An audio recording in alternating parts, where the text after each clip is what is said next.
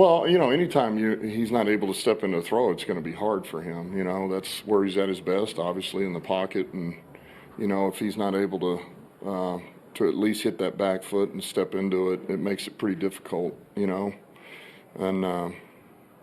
that defense puts a lot on you. And it was a short week, and they really they did a lot. They went all out, and it's really that type of game where you have to be able to run the ball. You need to pop a run. You can't turn the ball over, and then you just need 2 shots. It really is that type of game where you come away doing that, and the stats may be ugly, but you come away with the 2 shot plays that made the difference, the 2 touchdowns, and we just couldn't, we couldn't get those. So. All right, man. Let's talk, man. It seemed like Dan Campbell kind of threw Jared Goff under the bus, and I edited that in there, saying that for the most part he just, ain't mobile. And when he don't have a space to step up in the pocket, he's ineffective. We've been having this debate whether the Lions need to get rid of Jared Goff. You got a lot of people who, Jared Goff, Jared Goff, Jared Goff, Jared Goff. It's not Jared Goff's fault. You got some people that say it is. I'm more on the fact that I think Goff is a solid quarterback, but I said it from the beginning. I didn't think he was the answer. And he wasn't the answer with McVay. He wasn't the answer with Anthony Lynn. He wasn't the answer with Ben Johnson. Wasn't the answer with John Morton. Not the answer with Dan Campbell. So I'm of the variety of they need to move on. I said that from the beginning. He's just too unathletic to be a quarterback. You know what I'm saying? And that's just what it is. I mean, everybody makes him better. Everybody have to accommodate for Jared Goff. Jared Goff has to accommodate for nobody else. That's just the God honest truth.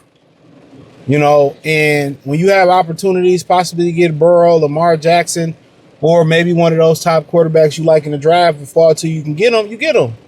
He ain't the answer, bro. So, that's just what it is. When we started talking about, him having to accommodate everybody having to accommodate for him, everybody knows it's true. You know what I'm saying? He don't have the greatest arm. Somebody was like, well, Lamar's arm is average where? Average where? Lamar got a better arm than Jared Goff, especially downfield. Lamar let that boy reign. You know what I'm saying? And for the most part, you want to say Goff more accurate over the middle. That's cool. I'm not gonna deny that, but he can't get it done.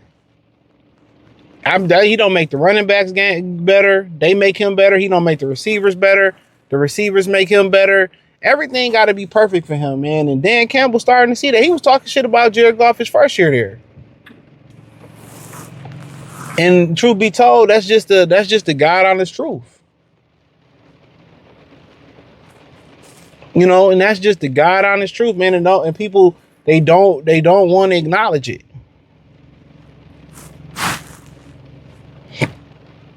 They don't want to acknowledge the truth.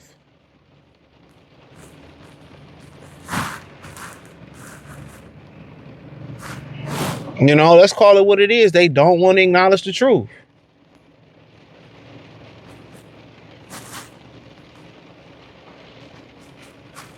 So, but yeah, everybody knows. If people point to the numbers, okay, watch the games. If the numbers were so impactful, why are they missing the playoffs? That's what I'm be saying. People look at the numbers and it doesn't match what we see in the game. They come like Stafford numbers in Detroit. A lot of them was garbage time numbers. But I mean, at the end of the day, I ain't really knocking nobody. If you want to keep them and lose, keep losing. You know what I'm saying? The offensive line got to be perfect. They can't even rebuild the offensive line, under him, because if you don't block, if you don't block perfectly, don't shit happen. And then he's not a threat to run, so they can stack the box. You don't have to worry about him getting outside the pocket. Soon as he move his feet, regardless off the mark, it's going to be inaccurate in the dirt, interception, batted down, fumble. These are things that we fucking know. These are things that are actual factual.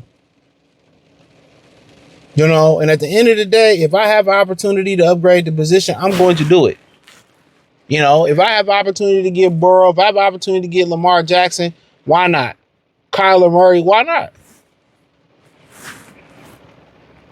All of them is going to make Jahmyr Gibbs that much better. You know, if Dave Montgomery stick around, Sam Laporta stick around, you know, J-Mo that much better. So, you know, my ride, depending on who the quarterback is. You know what I'm saying? That's what I feel. And I know the teammates are going to be, they're going to keep, you know, humans are scared to take risks and chances. You know what I'm saying? Because when it don't pay off, oh, if I would have just didn't do this, regardless, guess what? If you don't take the risk and you keep down the same path, you know what I mean? And you keep down the same path, you're going to lose regardless. At least if you lose early on, you can pivot. You know what I'm saying? But, you know, him as a quarterback, I mean, they run their course. He won't get more athletic. He won't improve. He don't even have pocket mobility. That's the issue. Even sliding the pocket, when he slide in the pocket and his feet move off the mark, it's in the dirt. You know, and they have to be honest about that. And then, you know, you could throw injuries in there. And if they was healthy, I feel like with Goff, they possibly could have won the Super Bowl. But right now, things ain't going to be perfect. That's what it's never going to be perfect. When you go to cold weather games, he ass. When it come to throwing the ball down the field, he ass. When it come to improv and picking up a couple yards, he ass. Am I lying? Just keeping it real. Am I lying?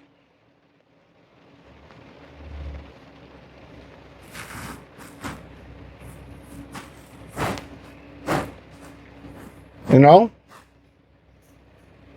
So, you know, of course they're gonna keep trying with Jared Goff, and they're gonna keep failing again.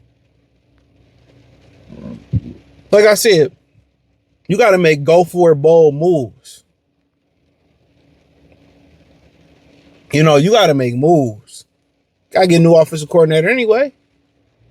Go make a bold move and offer the house for Joe Burrow. Go make a bold move and get Lamar.